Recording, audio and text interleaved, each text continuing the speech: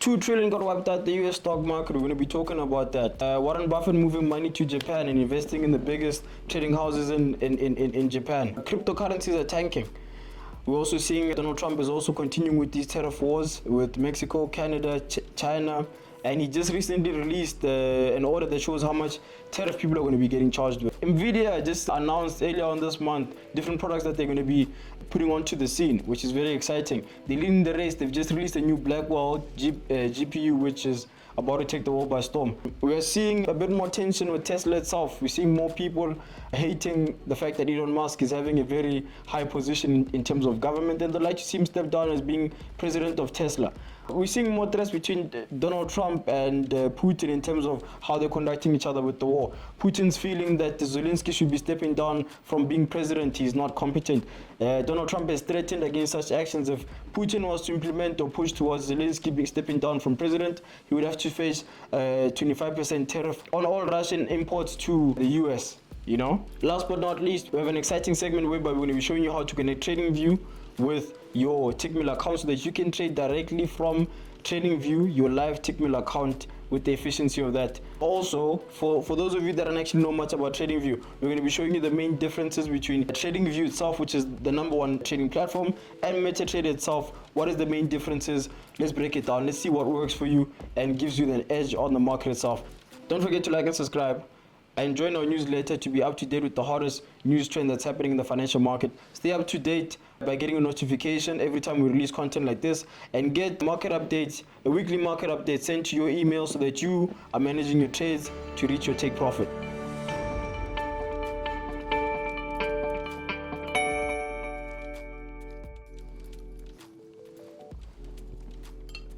All right, now that you've actually joined us, let's get to the interesting part. $2 trillion got wiped out this week from the US economy. What's going through your mind as a trader? There's been a lot of news, especially around the tariffs, Trump. There's been a lot going on this week. Like, we need to look at the core issue that led to the dump of the, what was it, $2 trillion? Yeah, $2 trillion. Yeah, $2 trillion. So I guess the biggest news for the week was the reciprocal tariffs that Trump brought into action. Yeah. So I feel like that's probably the major cause of uncertainty in the market right now. Trump believes he knows what he's doing, and this dump is going to be short-lived and things are going to turn around eventually. We'll see how it plays out. There's important dates to look out for. 9th April. That's when we'll find out whether these countries will actually retaliate. We know China has already imposed retaliated already. Tariffs. Yeah.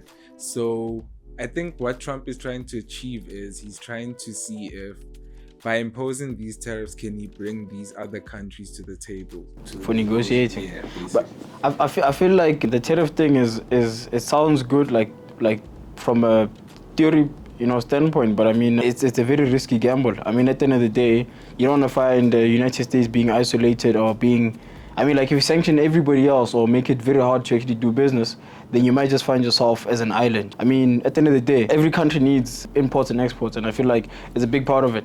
And this $2 trillion that actually got wiped out, I feel like basically what I'm actually trying to understand from you is that do you think the drawdown is going to continue or things are going to get better, Because based on what Donald Trump has actually been said about what his plan is and whether it's going to play or it's going to materialize, it's only something that time would only tell. You check. But you as a trader, what obviously it's not guaranteed that it will happen, but what are you more or less expecting from this current term of Donald Trump? Well, right now, like basically from the week we've experienced, I think we will see some more down movement in the market, especially in US equities and things like that. Just until we get more certainty, because we need to know how these other countries, like basically their next step. We're not sure what they're gonna do. So I think as a trader, it's important to wait for clarity. There's important dates, as I mentioned, the 9th and I believe it's the 14th of April. That's when we'll find out whether these countries will retaliate. But one thing to remember is you can't just have one country retaliating. You need to have all of them retaliate for it to actually work. For it to actually work.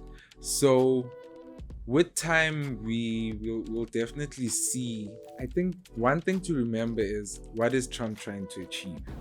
I think something that is very important is he's trying to make USA some sort of manufacturing hub of the world. Is his aim what? Do you think he's going for to make it a manufacturing?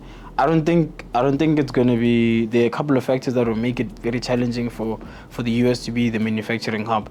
Things like your labor. You know, the labor that's in the US is very much expensive, and a lot of the biggest contributor, or the why people like using China as a manufacturing, is because of cheap labor and things like that.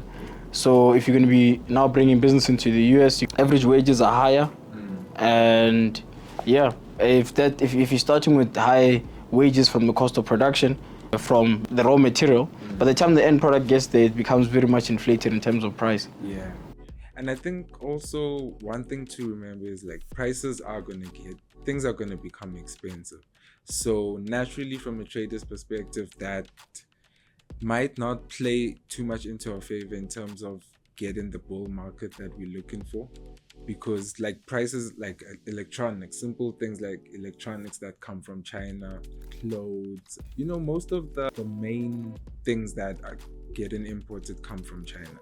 So those simple prices are going to go up. It's going to cause inflation as well in the States if they don't find a way forward. I think there's some sort of clash with the FOMC, basically Jerome Powell and Trump. Basically, for the whole of 2024, the goal of the Federal Reserve was to bring inflation down. So now that Trump has came in, and since he came into power, it was actually a total of, I believe, 6 trillion, that is 6 to 10 trillion. Yeah, that is wiped out. It's actually more of like money that came out the US economy and went to like other economies. Like, for example, we have your Warren Buffett, who now is investing majorly in the top 5 best performing Japanese trading houses. You see, so I mean, Warren Buffett is more or less like considered by many as one of the best investors of our time. And every time he moves, he has a lot of audience or people that follow him. So that's why money is coming out the USA. You have the Magnificent Seven. It's they're leading the races in terms of losses. You have your Tesla, which is having it's the worst performer on the S&P 500. And I'm basically, what I'm trying to actually understand is the fact that, are we at the worst point before things start improving, or there's more to come? Because obviously Donald Trump understand obviously the fact that Donald Trump has been in office for not too long, and he's coming about a lot of changes, and every time there's change, there's usually a negative, more or less, reaction. A lot of drastic change. People don't really like that, and then that's one of the reasons why there's a lot of investors flogging to gold right now. But I'm trying to understand is because as much as right now the stocks are down and things are bad, you need to always think about opportunity, because I mean, now could be an exciting time to actually now think about owning some stocks of one of the Magnificent Seven, because now the price of Tesla is very low, the price of Netflix is very low, the price of Apple is very low, and then be able to accumulate the portfolio of these Magnificent Seven at the lowest price. So there's always opportunity every time there's a bit of commotion. And I think I'm just trying to, let me hear from you. What do you think? Definitely, from an investor's perspective, this is the opportunity to invest because prices are cheaper. It all depends on how Trump's plan plays out. But I do believe we've seen the worst in terms of the market going down, especially the stocks. And thing is, Trump has a long 4 years in power. Like, he just came in.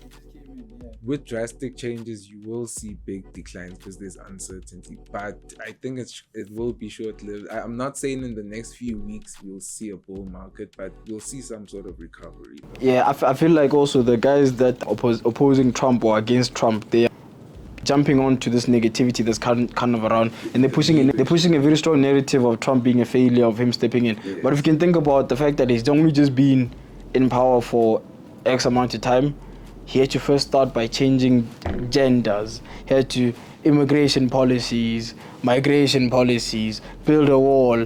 Who's paying for the wall? I'm not paying for the wall. They're paying for the wall. Get them back to Mexico. Deport people.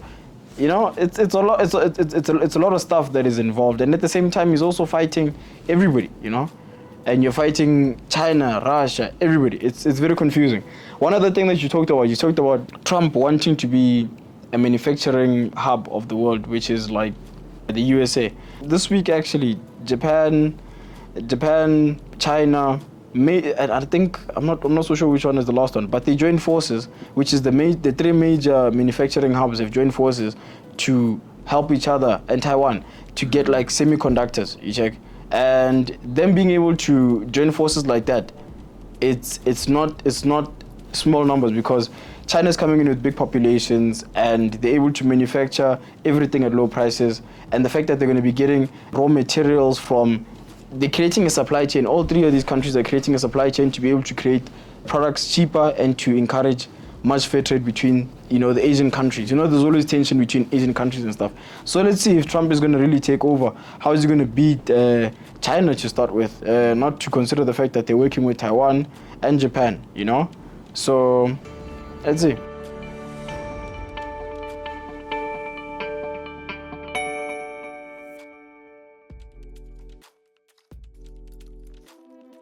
All right, fantastic. Now that you signed into your Tickmill account, as you can see over here, the first thing that you need to do is that you need to go to the trading accounts, okay? So once you get to the trading accounts, you'll see that you need to add a new trading account. That's what we're doing today. You need to decide what sort of account you're actually adding.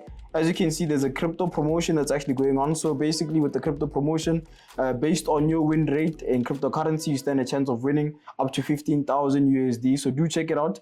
But today we're going to click onto the regular account so that we keep this video very simple. Yeah. Once after clicking the regular account, you can see you need to click the different trading platforms that you're going to be using to be actually trading the account itself. So you have obviously Tradingview, you have MetaTrader 4, 5, and also the Tickmill Trader app. But today we're going to be clicking on to the Tradingview so that I can show you how to connect it to your live account with Tickmill. All right, fantastic. So once you've decided which platform you're using, you need to decide what type of wallet. As you can see over here, the current wallet that we have is USD. We're going to click to USD, and we also need to indicate that we are going to be running a raw account. So also, as you can see, the spread itself is locked in as a dynamic spread, meaning that the spread actually fluctuates based on the liquidity of how the market is actually performing. If there's a high demand and less supply, spread is higher. If there's and yeah, that's just how it goes with the spread. All right, let me get into what is dynamic spread. So there's different types of spread that you actually get charged. There's a floating spread, there's dynamic spread, which is also called a floating spread, and then there's a fixed spread. A fixed spread is a spread that you pay a fixed amount coming in and out of the trade, and a dynamic spread is based on the the demand of the asset that you're actually trading at that point in time.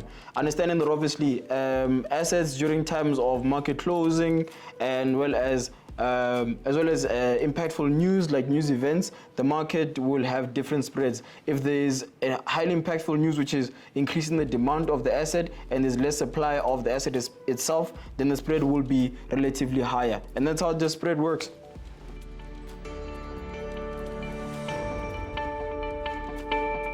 Fantastic. Now that your account is actually being created, what you need to keep an eye out for is that you need to go to your emails where the details are going to be sent through. So as you can see, the steps are saying, first thing you do is that you check your mails, you get to Tradingview, you log in, and then you start trading by connecting the details that have been sent to your account. All right, so we're going to go to the email itself. Let's see over here. Fantastic. So once you get to your email, you'll actually see this documentation that has actually been sent to you. You're going to take, this is what you're going to be using as your ID, and this will be the password that you're using. Okay, so what we need to do is that we need to go to Tradingview. Once we get to Tradingview, we need to look for the broker that we're actually working with, the broker that we're actually working with, which is Tickmill. And as you can see over here, Tickmill, and we're going to go to connect the broker itself. So let's first go to the super chart actually, and then once you get to the super chart, you will see something like this, and sometimes you're not going to be able to see all the brokers that you're looking for over here. Like right now we can't see Tickmill, but sometimes you'll need to click over here at all brokers. But right now, as you can see, Tickmill is over here, and it's just asking me to connect my details. And I'm going to connect the details that I've received over here, which I'll be copying and pasting. onto the Tradingview, onto Tradingview itself.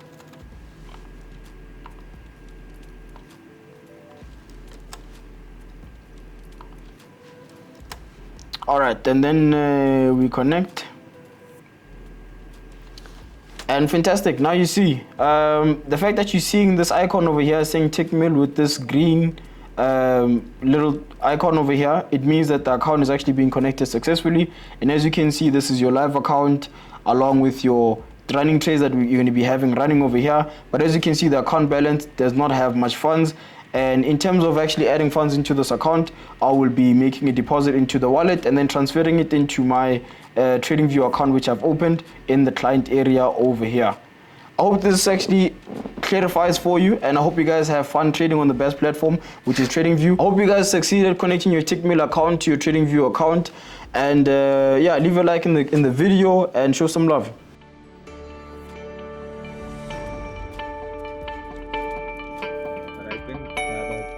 Been the biggest news for the week. I don't know if you want to get into some crypto news. What's new in the crypto space? How's the cryptos reacting to the tariffs? The cryptos right now are actually taking a beating also right now. Everything is down, so there's obviously all the pairs have a very strong correlation with Bitcoin. One thing I've noticed is obviously some pairs, if they're doing good while the rest of the cryptos are doing bad, they don't actually do good for a very long time. They end up just joining the batch, or you could be finding yourself on a pump and dump scheme of a meme coin. So you're seeing your coins like your Solano leading the race in terms of losses. Ethereum is taking a beating. Bitcoin is taking a beating.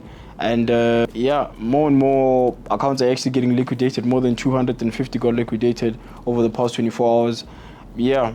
Talking about also crypto news, we saw a bit of a pump last time, early on in the month, whereby we saw Ripple had a SEC case, had a case with the SEC, and the case got dropped, you know. So the reason why the case was actually very much important is the fact that the case was giving a lot of clarity to crypto regulations that is happening, you know. So Ripple, reason why I'm talking about Ripple is because Ripple is one of the cryptocurrencies, one of the few cryptocurrencies that actually have, you know, like cases with the SEC. That is a good thing for the fact that it shows that it is more regulated than the other cryptocurrencies. And the fact that the case got dropped makes sense because now Donald Trump can actually now create proper crypto stockpiles, because it was going to be quite challenging to create these crypto stockpiles while you got a pending SEC case that could go sideways, you know? Yeah. You know, one thing I need to speak about, since the time of election when Bitcoin reached higher highs, like the highest highs for the year, I think prices started going down from there naturally. Profit taken was probably taking place at that point. So since then, we've already been seeing the decline in crypto. Do you not think this is just a normal retracement? And because I haven't seen too much of a crash in the cryptos this week based off tariff news and stuff like that. So is this not just profit taking place and then cheaper prices coming in for investors to buy into the crypto? One thing I wanna explain is, I think a lot of people have a question of what is the safe haven. We know it's gold, but Bitcoin for quite some time last year it was playing the role of a safe haven. I don't know if you remember the period when Bitcoin was safe haven. Yes. Michael Saylor said something important. He said that there are no tariffs on Bitcoin, you know, so think about that part. Yeah. So like, just to inform the viewers, like, do you think Bitcoin can eventually become a safe haven, or is it too unregulated for people to actually take their money out of the US economy and directly put it into that? Do you think gold will remain as the favorable safe haven? Yeah, I think gold will remain the favorable safe haven for some time. Right now, gold is hitting all-time highs again. The crypto market is getting more and more regulated as more and more of these institutional players come inside. And yeah, man, I think the actual value I'm seeing in the cryptocurrency or the blockchain network is the fact that it's not the price that determines the value, but the constant growth of the network itself. The Bitcoin network is always growing in terms of how many people are knowing about it. The awareness is forever growing. So the value is eventually going to get to where it's supposed to be. So that's the one thing that keeps people very much optimistic about crypto. But also another thing that happened recently, Elon Musk was trying to get a pump, for Dogecoin by tweeting something about Dogecoin. I think it's very hard now. I think, man, it's not like before whereby Elon Musk could say Doge to the moon and this thing goes up 200%. Now he was tweeting about the coin and he couldn't even get it to get a bit of a pump in the right direction. I think also Trump is experiencing more or less a similar thing. And I think right now, everybody is more or less in a hold. And you're asking me about the fact that the prices are going down. Is it because of people taking profits? No, I don't think people are taking profits yet. I think people are waiting with their money, you see. So they're waiting for the time that Donald Trump will be buying X amount of cryptos to put in the stockpiles of the USA. Then they'll know for a fact that X amount of millions or billions are being bought, therefore guaranteeing the value of the Bitcoin to rise. Once that is declared, everybody's going to be jumping on to buying Bitcoin, and at that point, it's going to shoot up. Yeah. Once there's a declaration of when and how much is being bought of stockpiles, whether it be in Bitcoin, Solana, XRP, that is going to cause a spike in the market. And up until that point comes, I think we're going to have some consolidation throughout the crypto market. I'm even seeing potentially the price of Bitcoin getting to like 72,000. I know a lot of people don't want to hear this. Me, myself, I'm the most pro-crypto, but when I'm looking at it from a technical standpoint, if we really do make a retracement like fully, we could be going to 72,000, and people should be ready for that. I think with the big moves, you get the big retracement, and that's just how Bitcoin moves. Yeah, it pumps up and then it retraces like 70%, then it goes up again. Yeah, boo. Yeah. Oh, so something funny. Did you know that Ramaphosa they launched the meme coin under Ramaphosa? There's a meme coin under Ramaphosa's name. So what happened is that there's a meme coin that launched and then somebody hacked into the government's official like Twitter account, you check. And then once they logged into that account, they tweeted about a Ramaphosa coin, getting everybody to jump in and invest into it. Did they get a pump? I think they did, because if they're posting it on the official website, it looks like the government is telling people to invest in it, but it was a hack. You see, I'm not so sure whether the coin is still live now or not, but the government had to clear it up. One thing that's also important to understand is the fact that all of these meme coins that are being created, they're coming all from the Solana network. So that's why Solana, it's like having the biggest ecosystem, is the most favorable because it has cheaper gas fees, and at the same time, it has like crazy transaction speeds, and it's much more efficient, So, everybody was happy about Ethereum, but I really think that Solana, out of all the other coins, I know the Sui and stuff that are technically better, but Solana, I think, is going to be the Ethereum killer, during the next pump that we see. And there's a high chance that on the next pump that we see, it's going to be doing better, if not leading the race in terms of percentage gain, Just for the viewers, is Solana a platform for meme coins to be created? Yeah, Solana allows like layer 2 chains to be created. Like Solana allows you to create your own coin and you can have it shared, but it's going to be running under the Solana, but it's your thing. So it's like when somebody invests in your coin, they're low-key investing in Solana. So that's why Solana always does well in these pump and dump schemes, because money is always pouring into Solana, but from different coins that they're coming in. I think it's also important that you explain to the viewers what is the reciprocal tariffs. Some of them might not know what the reciprocal tariffs is. So basically, I'll put it in very simple terms, so that reciprocal tariffs, in Trump's words, is basically if China is gonna charge us heavy for our products, we're gonna do the same. So Trump is basically saying if China's gonna charge us 34% on products going into their country, we're gonna do the same, and we're gonna give them basically the same treatment. But what Trump is trying to do at the same time is, with the reciprocal tariffs, he's trying to basically bring these countries to a negotiating table to get to a point where they can decrease their tariffs on US products going into the country, so that so that the states can give them more favorable charges as well.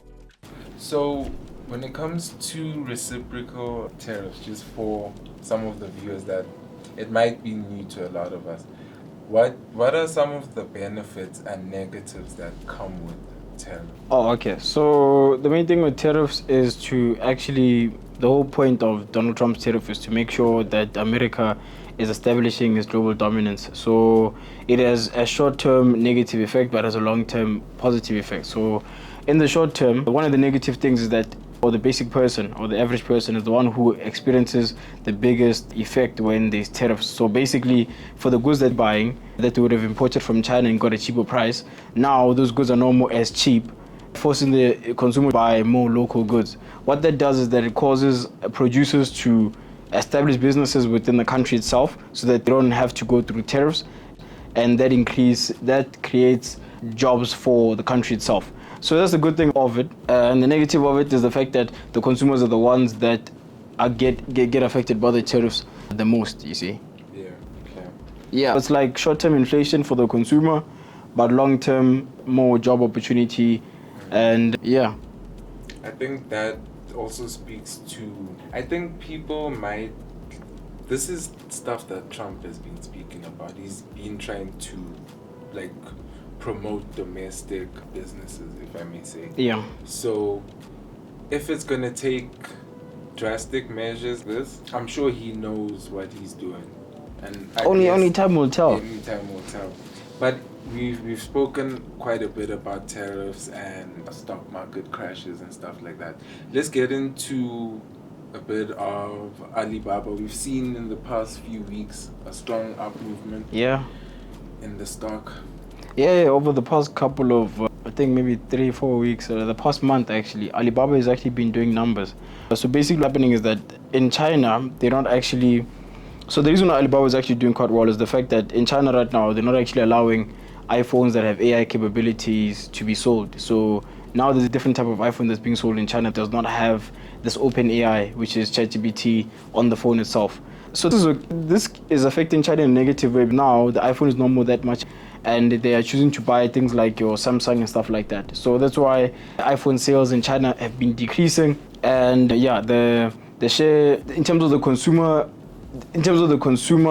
percentage that Apple users are in China, they've been decreasing drastically. So now what's happening is, so China has another law whereby they can't allow another company which is not Chinese owned to collect data for Chinese people, you see. So that's why now with the AI, which is OpenAI, they can't have it because OpenAI is from the US.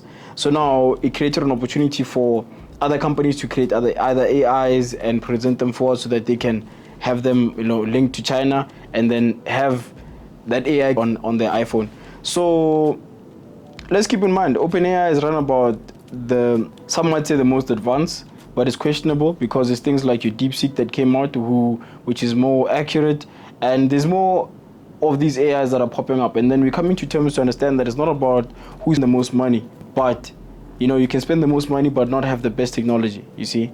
And we saw that with DeepSeek, whereby they spent a fraction of the budget that OpenAI had, but were able to create an AI with a better response and better understanding than OpenAI, you see. So going back to Alibaba, there were 5 companies that had an option of creating AI that can be a solution to be paired up with iPhones so that it can be sold in China, like a Chinese company. So we saw things like, I think most of them were not that well, things like your what's the one that I was talking about? No.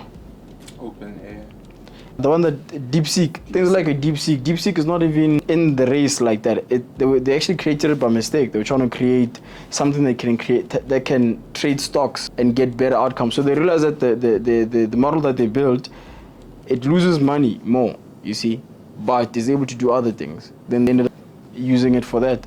So now Nvidia is deciding not to give China any access to AIs. So I think from them cutting China out, they're trying to ensure their lead in terms of the AI race, because China is coming in hot. But you can deny the dog food, but you'll just see the dog ate somehow. So not to say anything, but I'm just saying it's a saying, and we're seeing that when you're being very much cruel, China is just making a way, and they're not just only making a way, but they're thriving. So it's like whatever sanctions that you can have doesn't really affect. But I really think that we would have been very much far or advanced as as mankind, if we had these powerhouses not sanctioning each other or holding each other back, give the GPUs to China. Let's see what they can to advance mankind forward. I mean, for crying out loud, they allowed DeepSeek to be free for everybody, and OpenAI, they wanted to charge like $200 for it for every user. And then from them creating a system and making it free, now we have OpenAI, which is also free, which is, you know, it's a good thing. And I mean,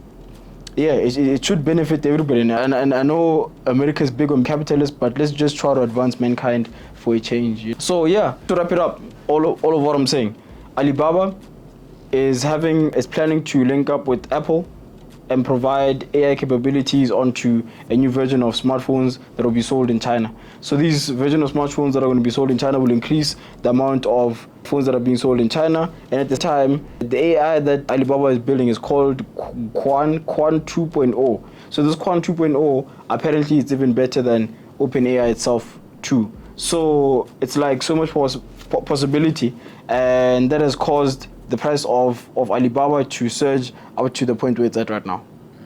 And obviously, we're having people like your Michael Burry and some Wall Street investors that are invested heavily in Alibaba. And right now, they are making good money.